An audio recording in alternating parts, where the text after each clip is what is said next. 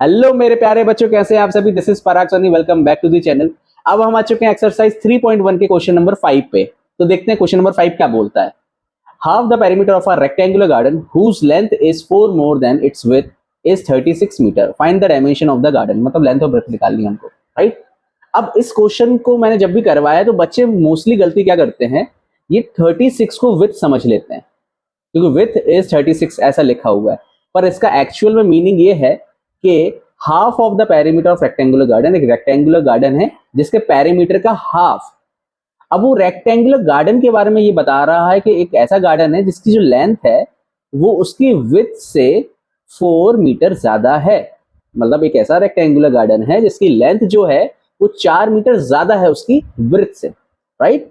और उसका half of the perimeter है 36। तो ये विथ नहीं है 36, ये 36 क्या है, half of the perimeter. Okay, समझ में आया। तो हमें इसके अकॉर्डिंग दो लीनियर इक्वेशन बनानी है और फिर क्या करना है, उसमें लेंथ और ब्रेड्थ की वैल्यू हमें फाइंड कर लेनी है। कैसे करेंगे आइए बताता हूं। लेट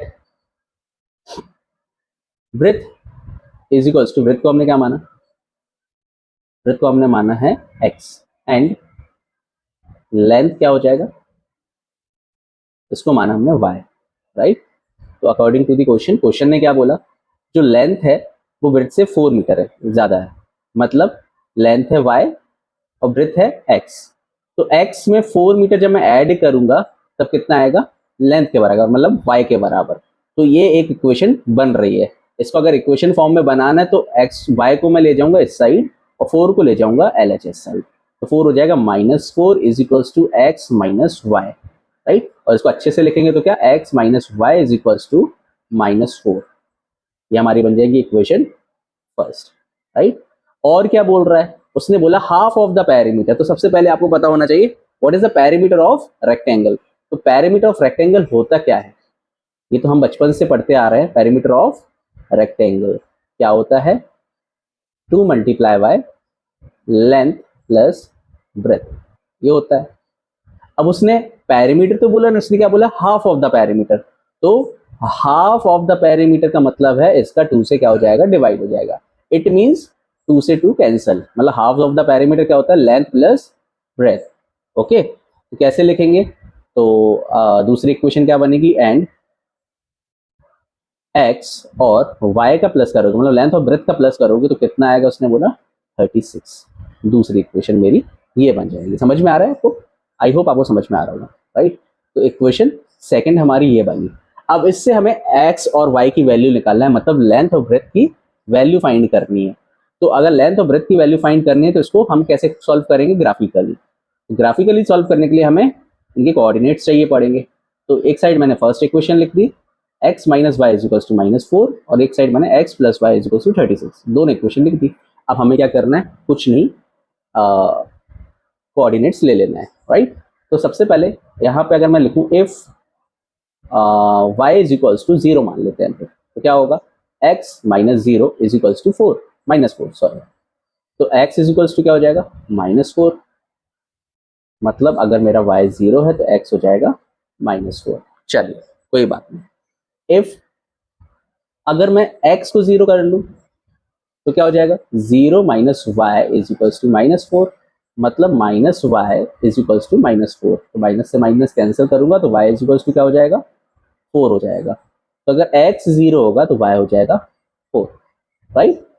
अब करते हैं इफ x को मानते हैं 2 या y को मान लेते हैं 2, जैसा भी आपको ठीक लगे। तो x को मान लिया मैंने 2, राइट। तो क्या होगा, 2 minus y is equals to -4।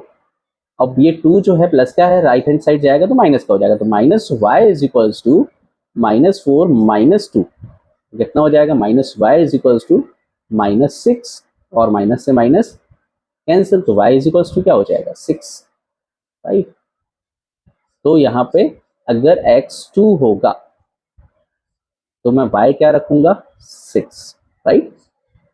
चलिए अब दूसरे कोऑर्डिनेट्स देखते हैं दूसरी इक्वेशन के। इफ यहाँ पे x इज इक्वल्स टू 0 कर देते हैं तो y कितना हो जाएगा, ऑब्वियसली 36। अगर x ये हमारा 0 हो जाएगा तो y इज इक्वल्स टू क्या है, 36।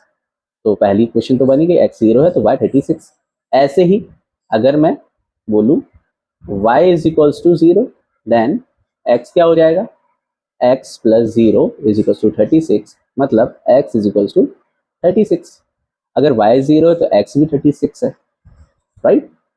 ओके, अब हम करते हैं इफ y को मैं 16 मान लेता हूँ। ओके, तो x कितना हो जाएगा, x plus 16 is equals to 0, sorry 36। तो x is equals to 36 minus 16, तो x इज इक्वल्स टू कितना हो जाएगा, 20 हो जाएगा। तो क्या करेंगे, y अगर 16 है तो x हो जाएगा 20।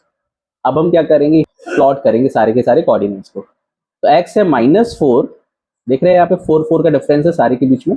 x है -4 और y है 0, तो यहाँ पे पहला पॉइंट आएगा। दूसरा पॉइंट 0 और 4, 0 4 यहाँ पे आएगा, यहाँ पे आया -4 और 0, और यहाँ पे आया 0 और 4।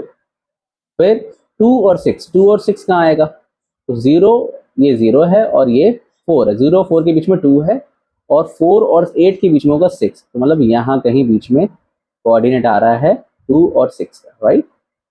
तो अब हम लाइन बना लेते हैं, तो लाइन हमारी कैसी बनेगी, ऐसी। ओके, ये लाइन जा रही है।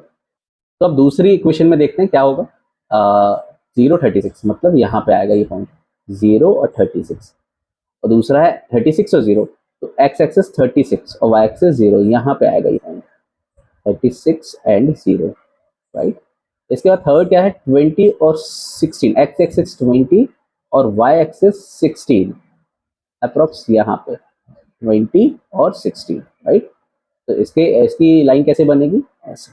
तो कहाँ पे इंटरसेक्ट हुए दोनों के दोनों, यहाँ पे इंटरसेक्ट हुए, और यहाँ के कोऑर्डिनेट्स क्या बन रहे हैं, x एक्सेस जा रहा है 16 और y एक्सेस जा रहा है 20, मतलब जो हमारी वृत्त थी उसको हमने x माना था, राइट, और x की वैल्यू कितनी है, x कोऑर्डिनेट कितना है 16, तो वृत्त है 16, और जो लेंथ थी हमारी उसको हमने y माना था, तो y कोऑर्डिनेट कितना है 20, तो दोनों की वैल्यू आ गई 16 centimetre 20 centimetre. Now move to the next question.